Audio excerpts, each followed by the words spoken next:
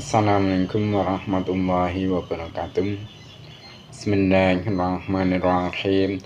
Nawaitu talabal ilmi izalata jalim an-namsi wa sa'iri juhali wa ihya'adini wa ibqa al-islami bil ilmi wa darul akhirati wa ridhallahi ta'ala wa syukran ala nikmatil aqli wa nikmatil syahatil badani fadlillahi ta'ala ila hadratin nabil mustafa syedina Muhammadin sallallahu alaihi wasallam wa ala alihi wa sahbihi wa tsawji wa dzurriyyatihi wa ali bitikramana khususan khasatan ila musnad ada kitab KN1 wa jami talamiti wa masyikhina wa mu'alif kitab alati ta'lamna wa lamna sallallahu lahumul fatihah. A'udzu billahi minasy syaithanir rajim. Bismillahirrahmanirrahim. Alhamdulillahirabbil alamin. Arrahmanirrahim. Maliki yaumiddin. Iyyaka na'budu wa iyyaka nasta'in. Ihdinas siratal mustaqim. Shiratal ladzina an'amta 'alaihim ghairil maghdubi 'alaihim waladdallin. Rabbi firli wa liwalidayya mu'minina amin. Mari kita mulai pelajaran kita hari ini, yaitu kitab KN1 ya, pedoman KN1 jilid 3 ya. Yang mana untuk hari ini akan menerangkan bab yang ketiga, yaitu prinsip dasar keyakinan aswaja. Mari kita mulai. Bismillahirrahmanirrahim. Qala al-musannifu rahimahumullah ta'ala wa nafa'ana biya bi'alami bidarin amin. Bab yang ketiga dari kitab KN1 jilid 3, yaitu menerangkan prinsip dasar keyakinan aswaja ya. Tauhid, menerangkan tentang tauhid. Nah, tauhid itu berarti meyakini bahwasanya Allah Subhanahu wa taala itu satu dalam zatnya, tidak ada sekutu, Maha Esa, tidak ada yang menyerupai, dan Allah itu dibutuhkan oleh semua makhluk, tidak ada yang mampu melawan kehendaknya. Dan Allah itu dahulu, sifatnya dahulu tanpa permulaan. Jadi Allah itu ada sebelum wujudnya alam semesta. Wujudnya Allah itu wujud tanpa akhir, kekal tanpa batas. Allah itu berdiri sendiri. Allah itu abadi tanpa henti.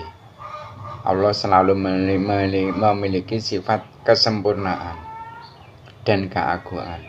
Jadi semua sifat kesempurnaan yang layak bagi Allah itu semua Allah memilikinya. Nah, adapun sifat kesempurnaan yang tidak layak bagi Allah, itu muhal bagi Allah untuk memilikinya. Semisal yaitu manusia itu dikatakan sempurna jika dia itu sudah bersuami istri.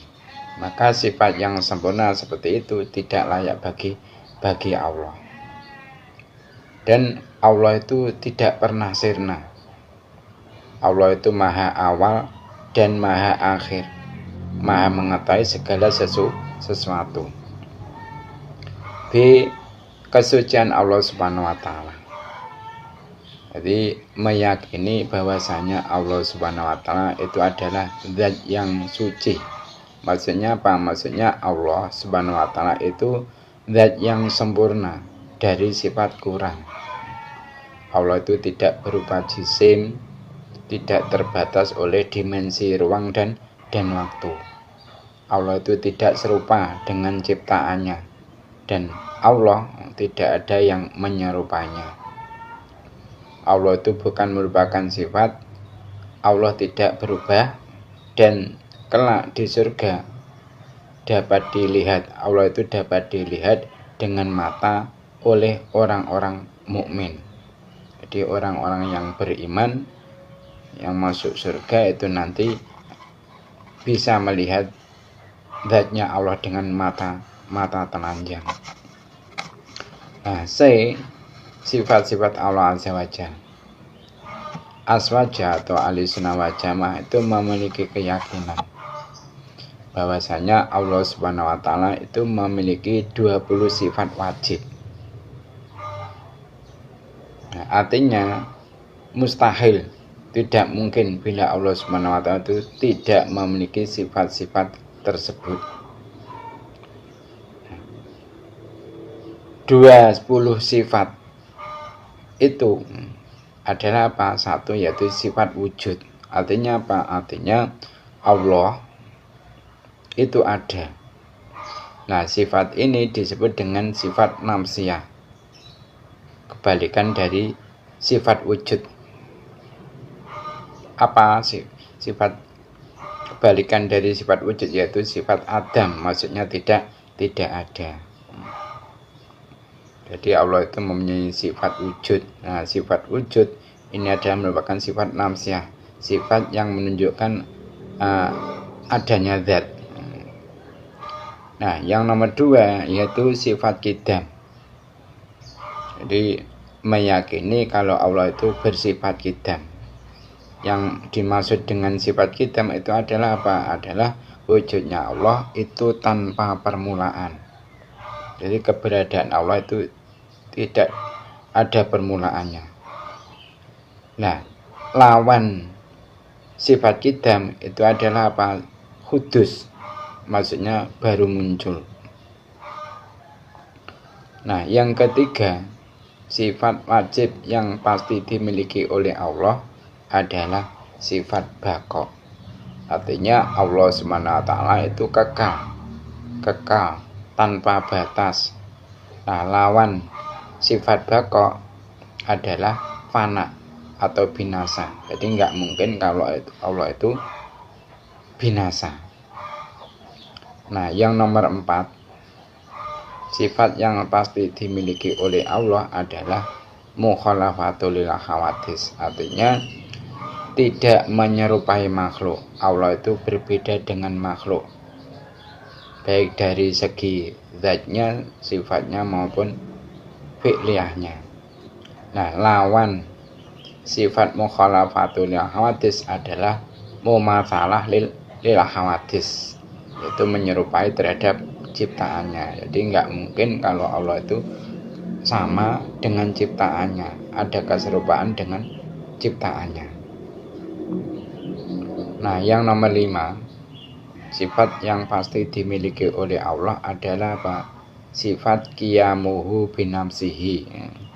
Sifat qiyamuhu binafsihi. Artinya apa? Artinya Allah itu tidak membutuhkan tempat atau pencipta.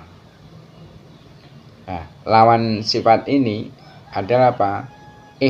Al-ihtiyaj li ghairihi, butuh kepada yang lain. Tidak mungkin kalau Allah itu membutuhkan kepada yang lain. Nah, nomor 6, sifat yang pasti dimiliki oleh Allah adalah wahdaniyah. Apa maksudnya? Maksudnya sifat esa. Allah itu tidak tersusun dari beberapa bagian, baik dalam zat atau sifat-sifatnya. Nah, lawan sifat wahdaniyah adalah ata'adud, banyak bilangannya. Jadi Allah itu esa, Allah itu tunggal, Allah itu tidak berbilang. Nah, yang nomor 7, sifat yang pasti dimiliki oleh Allah yang diyakini oleh aswaja yaitu sifat kudroh. Artinya apa? Artinya Allah itu kuasa melakukan sesuatu tanpa bantuan siapapun. Nah, lawan sifat kudroh adalah al-ajiz atau lemah. Jadi nggak mungkin kalau Allah itu bersifat ajiz atau lemah. Nah, yang nomor 8 yaitu sifat yang pasti dimiliki oleh Allah adalah iradah. Artinya Allah itu maha berkehendak atas segala sesuatu. tiada sekutu, tiada sesuatu yang terjadi di langit atau di bumi kecuali dengan kehendaknya Allah. Jadi semua yang terjadi di alam semesta ini semuanya tidak lepas dari kehendak Allah. Nah, lawan sifat irodah itu adalah al-karohah atau terpaksa. Jadi tidak mungkin Allah itu berbuat sesuatu karena unsur keterpaksaan, semua atas kehendaknya. Nah, yang nomor 9, sifat yang pasti dimiliki oleh Allah yang diyakini oleh aswaja yaitu ilmu. Artinya apa? Artinya Allah itu maha mengetahui segala sesuatu sebelum dan sesudah wujudnya. Nah, lawan sifat ilmu itu ada al-jahlu. Maksudnya apa? Tidak tahu. Jadi enggak mungkin kalau Allah itu mempunyai sifat jahil atau tidak tahu. Nah, nomor 10, sifat wajib bagi Allah adalah hayat. Maksudnya apa? Maksudnya atau artinya hidup abadi dan tidak akan mati. Jadi Allah itu abadi, Allah itu tidak akan rusak, tidak akan mati. Nah, lawan sifat hayat adalah al-maut. Tidak mungkin Allah bersifat mati. Nomor 11, sifat wajib bagi Allah yang diyakini oleh aswaja adalah sama. Artinya Allah itu maha mendengar segala sesuatu. Nah, pendengarannya Allah Subhanahu wa Ta'ala itu tidak terbatas oleh jarak dan tanpa membutuhkan telinga. Berbeda hanya dengan makhluk, itu untuk mendengar itu membutuhkan sarana, membutuhkan telinga ya. Telinganya harus berfungsi dan harus ada sesuatu yang bisa didengar, harus ada suara. Tapi kalau Allah mendengarnya itu tanpa sarana, tanpa telinga, tanpa harus ada suara. Bahkan sesuatu yang tidak ada suaranya pun Allah bisa mendengar. Allah itu pendengarannya mencakup bisa mendengar suara, bisa mendengar bentuk, bisa mendengar sifat, bisa mendengar segala yang wujud. Berbeda dengan manusia, pendengarannya terbatas pada suara. Kalau ada suaranya manusia bisa mendengar, tapi kalau nggak ada suaranya nggak bisa mendengar. Nah, kebalikannya sifat sama itu adalah apa? Sifat somamun atau tuli. Nah, nomor 12, sifat yang pasti dimiliki oleh Allah adalah sifat basor. Artinya apa? Artinya Allah melihat segala sesuatu sekalipun sangat samar. Nah, pandangan Allah SWT itu tidak butuh pada cahaya atau mata. Nah, berbeda dengan pandangan makhluk itu membutuhkan mata. Makhluk kalau nggak punya mata tidak bisa melihat dan membutuhkan cahaya.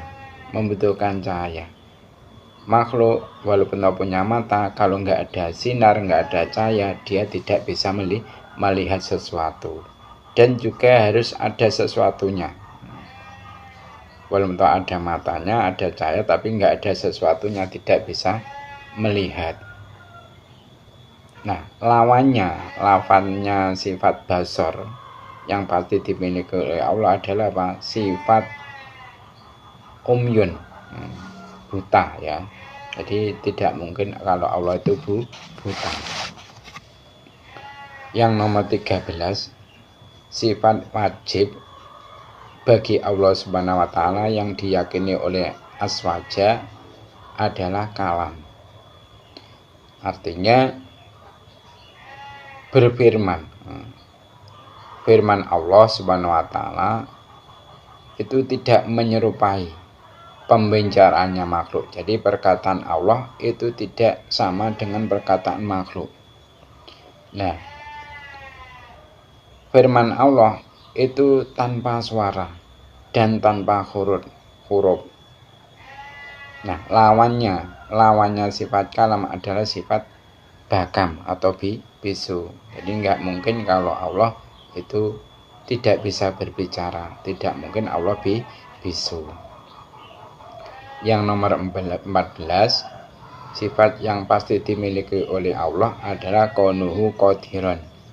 Artinya apa? Artinya keberadaan Allah Subhanahu wa taala adalah maha kuasa. Maha kuasa melakukan sesuatu, misalnya menciptakan makhluk dengan tanpa bantuan siapapun, sehingga tidak mungkin jika Allah Subhanahu wa taala itu memiliki sifat kaunu ajizan, yaitu keberadaan Allah Subhanahu wa taala memiliki sifat lemah dan tidak mampu melakukan sesuatu, itu tidak mungkin. Yang nomor 15, sifat yang pasti dimiliki oleh Allah adalah sifat kaunuhu muridan. Artinya keberadaan Allah Subhanahu wa taala itu adalah maha berkehendak terhadap sesuatu. Maka mustahil, tidak mungkin bila Allah Subhanahu wa taala itu memiliki sifat kaunuhu karihan, yakni keberadaan Allah Subhanahu wa taala memiliki sifat terpaksa dalam melakukan sesuatu. Yang nomor 16, sifat wajibnya Allah yang diyakini oleh aswaja adalah kaunuhu aliman. Artinya apa? Artinya keberadaan Allah Subhanahu wa taala itu adalah maha mengetahui segala sesuatu.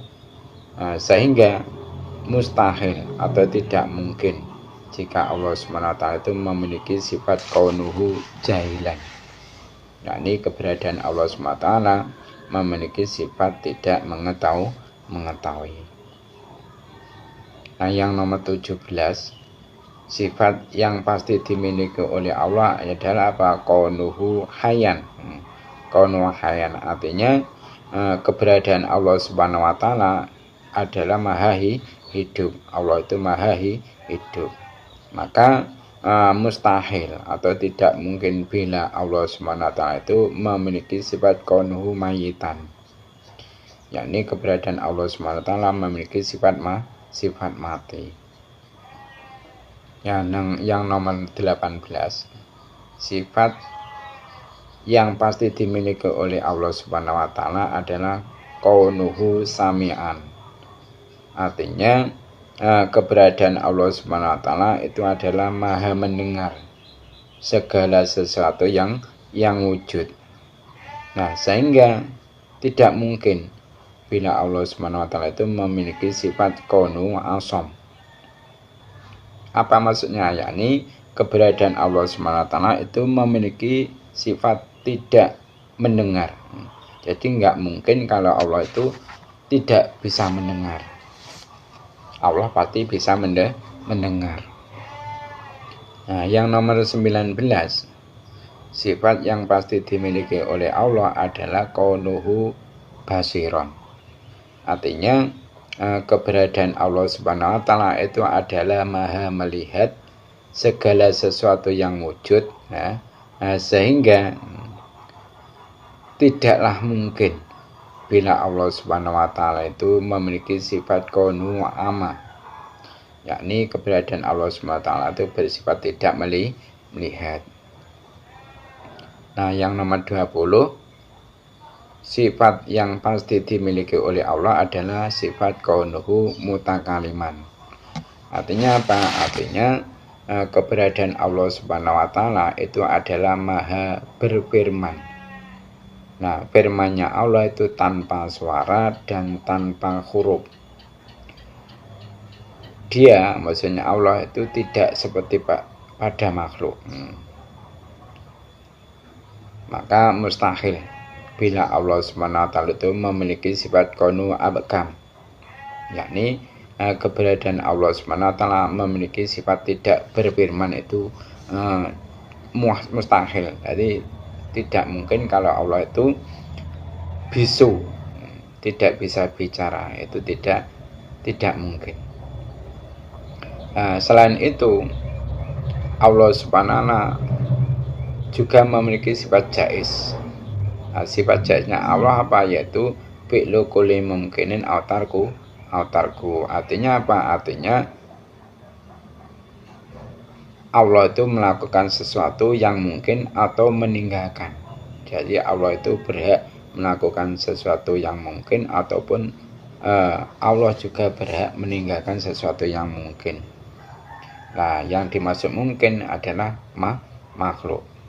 Makhluk itu mungkin wujud, mungkin tidak. Kalau Allah mengendaki wujud, ya maka makhluk wujud. Kalau Allah tidak mengendaki wujud, maka makhluk tidak wujud. Maka itulah yang dimaksud mungkin. Jadi Allah itu mempunyai sifat jaiz, yaitu fi'lu mungkinin autarkuhu. Allah berhak membuat makhluk dan Allah juga berhak tidak membuat makhluk.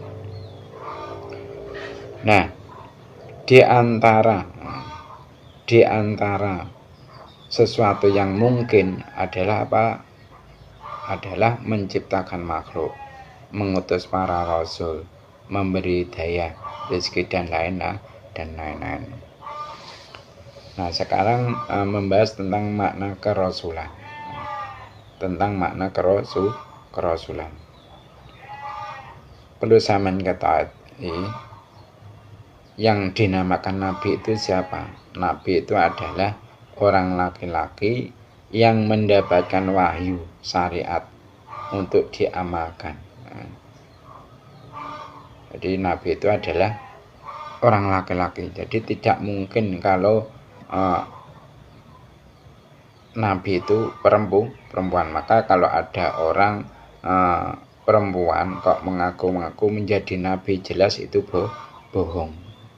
Jadi harus kita tanamkan di dalam hati kita supaya tidak mudah terkecoh. Kita tidak mudah terkecoh dengan perkataan orang, dengan pengakuan orang yang mengaku-ngaku menjadi nabi. Misal ada orang perempuan kok mengaku-ngaku menjadi nabi, itu kita harus tanggap bahwasanya tidak mungkin kalau dia nabi. Kenapa? Karena nabi itu adalah orang laki-laki. Orang laki-laki yang mendapatkan wahyu syariat untuk diamalkan. Itu definisi nabi atau pengertian dari nabi. Nah, sedang rasul, pengertiannya rasul itu siapa sih rasul? Rasul itu adalah orang laki-laki.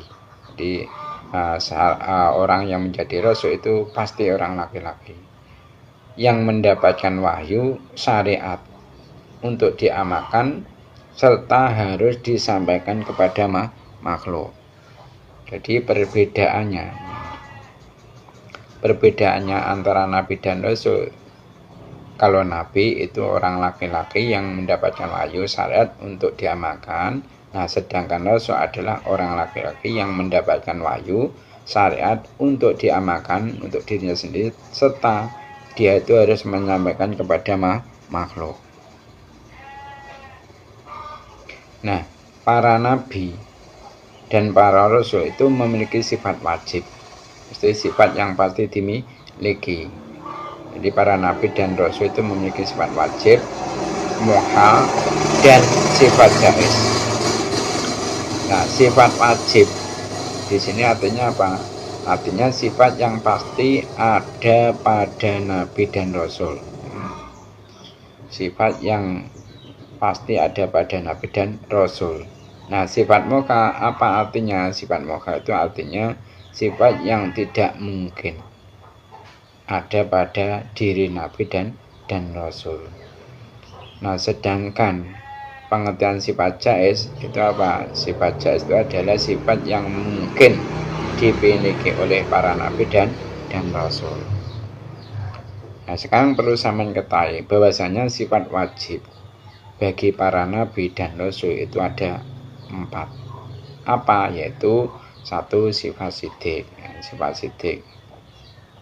Artinya para nabi dan rasul itu pasti memiliki sifat kejujuran dalam semua ucapan dan perbuatannya.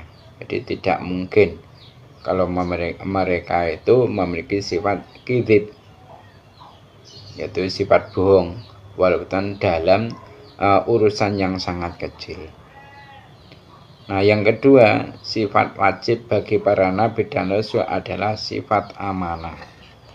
Artinya para nabi dan para rasul itu pasti memiliki sifat dapat dipercaya. Jadi tidak mungkin kalau mereka itu memiliki sifat khianat. Jadi semua para nabi itu punya sifat maksum. Apa sifat maksum? Yakni beliau-beliau itu terjaga dari perbuatan yang dilarang, baik yang makruh apalagi yang diharamkan. Nah, sifat wajib bagi para nabi dan rasul yang nomor 4 adalah tabligh. Artinya para nabi dan rasul itu pasti menyampaikan wahyu yang harus disampaikan kepada para makhluk. Jadi tidak mungkin mereka para nabi dan rasul itu memiliki sifat kitman, yaitu sifat menyembunyikan sesuatu yang harus disampaikan. Nah, yang nomor 4, sifat wajib yang pasti dimiliki oleh para nabi dan rasul adalah sifat fatonah. Artinya para nabi dan rasul itu pasti cerdas. Kenapa? Sebab mereka punya tugas menjelaskan wahyu kepada para manusia. Nah, maka tidak mungkin mereka itu memiliki sifat balada atau sifat bodoh. Nah, sedang sifat jaiz bagi para nabi dan rasul itu adalah apa? Al-aradil basariyah allati la tu'addi ila naqsin fi maratibihimul aliyah. Artinya apa? Artinya sifat-sifat manusiawi yang tidak sampai mengurangi ketinggian derajat mereka. Nah, para nabi dan para rasul itu adalah manusia, sehingga wajar saja mereka makan, minum, tidur, menikah, sakit, dan sebagainya, seperti yang disaksikan secara langsung oleh para sahabat. Nah, namun hal itu tidak sampai mengurangi keagungan derajat mereka di sisi Allah Subhanahu wa Ta'ala. Nah, sekarang masalah keistimewaan Nabi Muhammad SAW. Perlu saya mengetahui Nabi Muhammad SAW itu diutus dengan membawa risalah kepada semua orang Arab dan Ajam. Nah, yang dimaksud orang Ajam itu siapa? Yaitu orang yang selain orang Arab. Nah, jadi Nabi Muhammad SAW itu diutus dengan membawa risalah kepada semua orang Arab dan Ajam, manusia dan jin. Nah, dengan adanya syariat yang dibawanya, maka Allah Subhanahu wa Ta'ala itu menghapus semua syariat para nabi sebelumnya. Syariat Nabi Adam, Nabi Sis, Nabi Nuh, Nabi Hud, Nabi Daud, dan lain sebagainya. Pokoknya syariat nabi-nabi terdahulu itu dihapus dengan keberadaan syariat yang dibawa oleh Nabi kita Nabi Muhammad SAW. Nah, Allah Subhanahu wa Ta'ala itu menjadikan Nabi Muhammad SAW sebagai pemimpin semua manusia. Nah, Allah Subhanahu wa Ta'ala menetapkan kepada semua makhluknya agar membenarkan pada semua yang dibawa oleh Nabi Muhammad SAW, baik urusan duniawi maupun akhirat. Nah, iman seorang hamba itu tidak akan sempurna sampai yaitu meyakini apa yang dikabarkan oleh Rasulullah SAW tentang kehidupan setelah kematian. Nah, kabar itu antara lain yaitu satu, meyakini adanya pertanyaan malaikat mungkar dan nakir. Nah, keduanya, maksudnya kedua malaikat mungkar dan nakir ini adalah dua sosok yang menakutkan. Seorang hamba itu akan didudukkan di dalam kubur dengan roh dan jasadnya. Kemudian yaitu akan ditanyai tentang masalah tauhid dan ajaran yang dibawa Nabi Muhammad SAW. Nah, dua malaikat itu akan bertanya, siapa Tuhanmu, apa agamamu, dan siapa nabimu. Nah, mereka berdua itu adalah fitnah yang ada di dalam kubur. Nah, pertanyaan mereka itu adalah awal fitnah setelah kematian. Nah, dua, yaitu beriman terhadap adanya siksa kubur dan meyakini bahwa hal itu benar adanya. Nomor tiga, yaitu meyakini adanya timbangan amal yang memiliki dua sisi. Seperti hanya timbangan di dunia kan ada dua sisi ya. Semisal timbangan model yang lama kan ada sisi untuk bandul, sisi untuk barang yang akan ditimbang. Nah, begitu juga di akhirat itu ada timbangan amal yang memiliki dua sisi. Nah, besarnya timbangan itu sama dengan besarnya seluruh langit dan bumi. Dengan kekuasaan Allah SWT, semua amal itu akan ditimbang, baik yang kecil maupun besar. Amal baik akan berbentuk kebaikan di sisi timbangan yang berupa cahaya. Nah, sedang amal yang jelek berada di sisi timbangan yang gelap. Nomor 4, yaitu meyakini adanya jembatan atau sirat al-mustaqim. Nah, jembatan itu melintang di atas neraka jahanam. Jembatan tersebut itu lebih tajam daripada pedang dan lebih lembut daripada rambut. Nah, jembatan itu akan menggelincirkan setiap kaki orang kafir yang melintas di atasnya.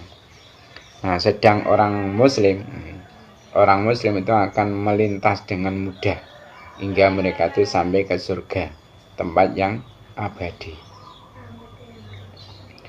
Nah, yang nomor 5, yaitu meyakini adanya telaga yang mengalir. Nah, di telaga Rasulullah SAW itu setiap orang mukmin akan meminum air sebelum mereka itu memasuki surga. Nah, siapapun yang minum air dari telaga itu, walau hanya sekali, maka ia tidak akan merasa haus selamanya. Nah, masalah lebar telaga itu yaitu sejauh perjalanan 1 bulan. Nah, airnya telaga itu lebih putih daripada susu, lebih manis daripada madu. Nah, di sekeliling telaga itu terdapat cawan atau tempat air sebanyak jumlah bintang di langit. Yang nomor 6 yaitu percaya dengan adanya hisab atau perhitungan amal. Nah, dalam prosesnya manusia itu berbeda-beda.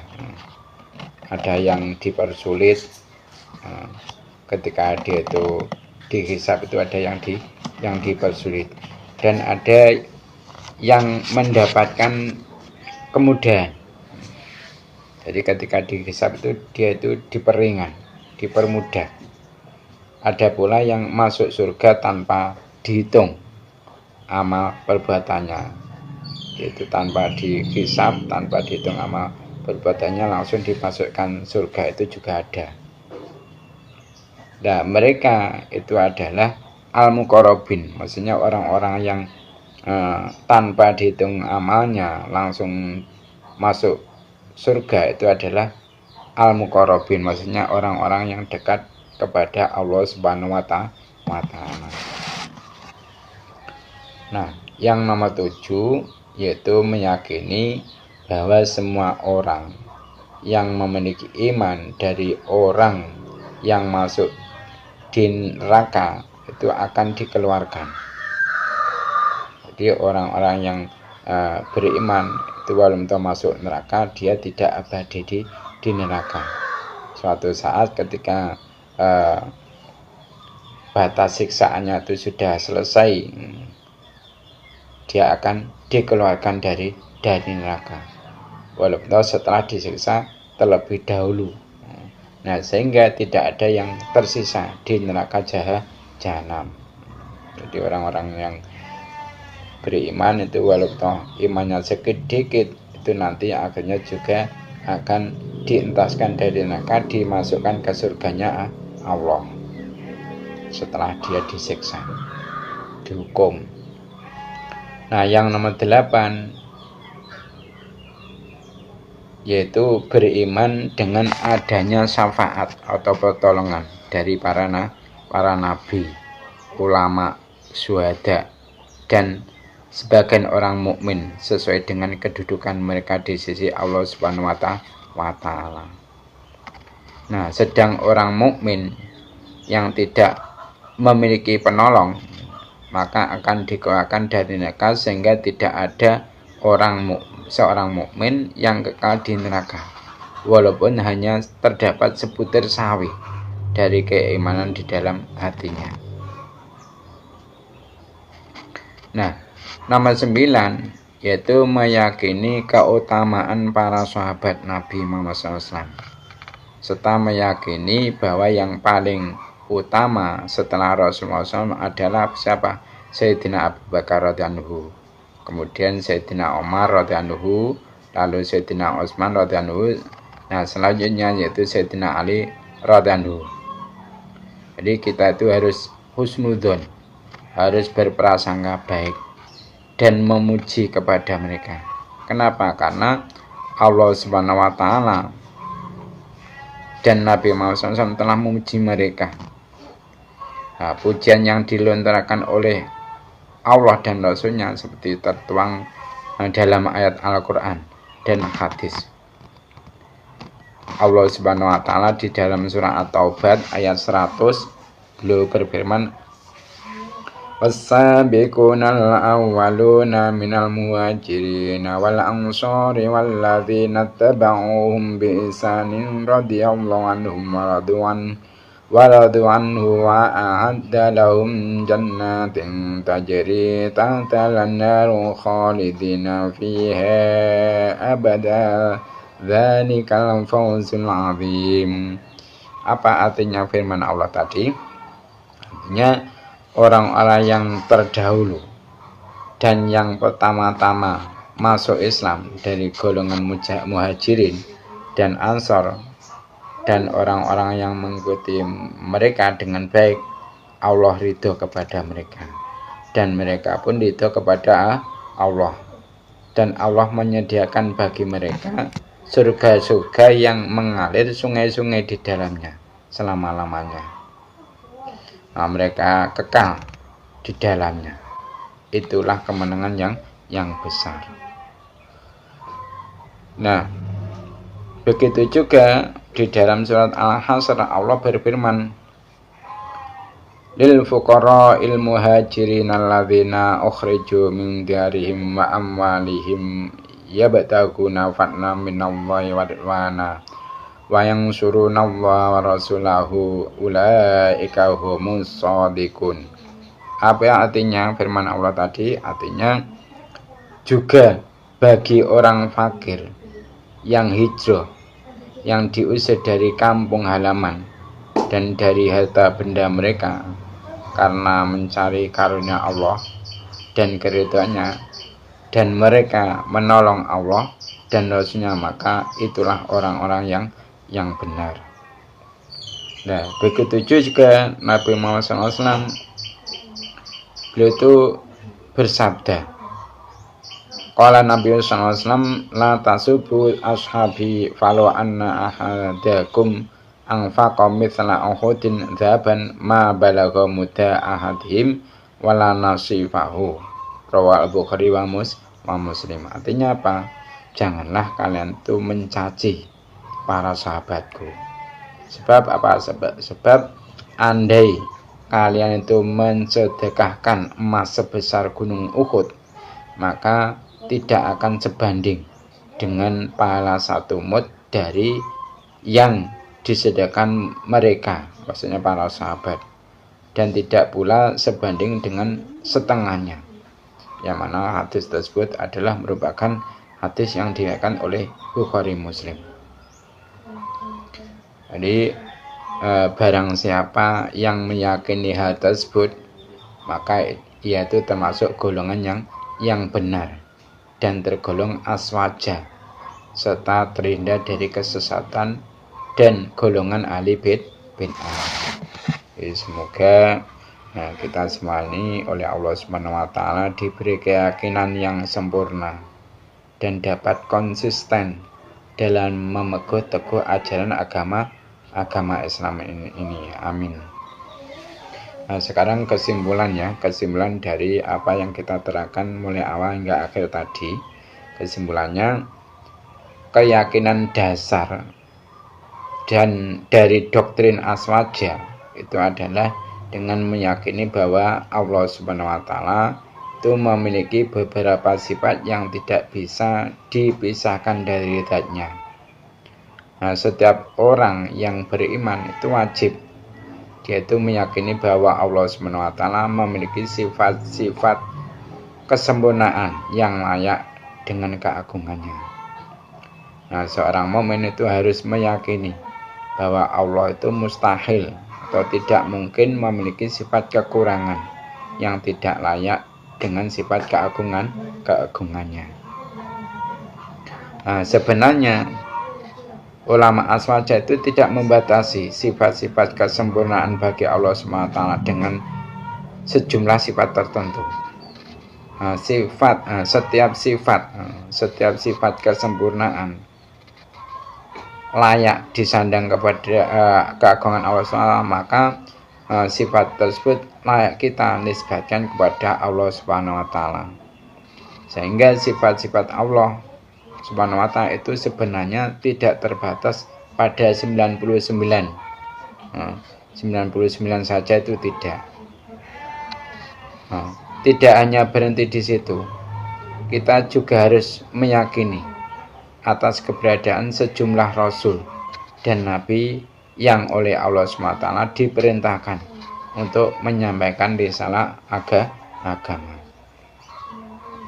Nah, berikutnya kita mempercayai apa-apa yang dibawa oleh mereka, misalnya yaitu keberadaan hari kiamat, kebangkitan setelah mati, penimbangan amal baik dan buruk, jembatan Shiratal Mustaqim, telaga milik Nabi Muhammad dan sebagainya.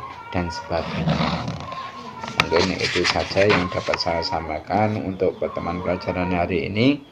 Ada kurang lebihnya mohon maaf. Mari kita tutup majelis ini dengan membaca doa kafaratul majelis.